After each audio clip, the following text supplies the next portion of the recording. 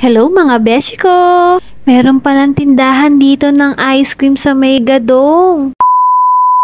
Yung after namin mag-dinner, pauwi na sana kami. Nung pabalik na kami sa parking, biglang meron kami natanaw dito ng tindahan ng ice cream. At syempre, itatry natin yan. Yung pagpasok mo nga, ito yung bubungad sa'yo.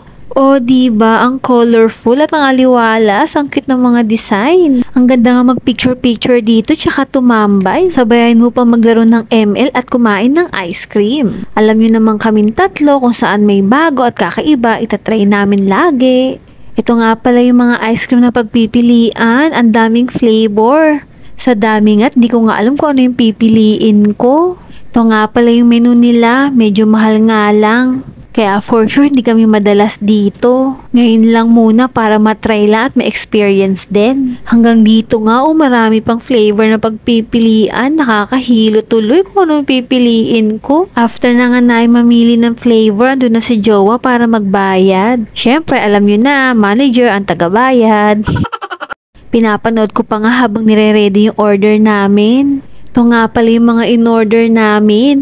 Kaya lang pasensya na mga beshi ko. Ilang buwan na rin kasi nakakalipas tong video na to. Ngayon ko lang na voice over. Kaya nakalimutan ko na kung ano itong mga flavor na pinag-order namin. Sa dami kasing video dito sa phone ko, nai-skip ko na yung iba. Mas nauuna ko pa na-upload yung mga latest kaysa yung mga luma. Pero kahit ganun mga beshi ko, tanda ko pa din na masarap tong mga ice cream na to. At tanda ko din talaga nag-enjoy din kami nito. At syempre, hindi mawawala ang tikiman namin ni Jowa. Char.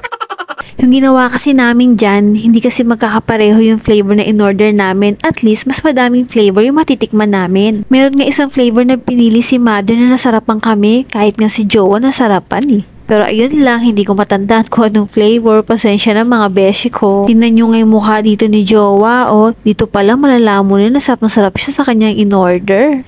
At syempre, hindi pwede magpahuli si Mother. Siya din daw, itatry din daw niya.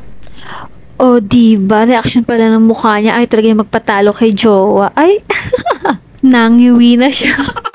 Meron din silang libre ditong tubig. Ang cute pa nga nalalagyanan, no? Syempre, matamis yung ice cream, kaya kailangan mo uminom ng tubig. Tingnan nyo naman mga beshi ko, said na said, oh. Hindi halatang mahilig kami sa ice cream. Dahil nabusog na kami sa ice cream, ito, uwi na kami. So, ayun lang. Tapos na. Bye!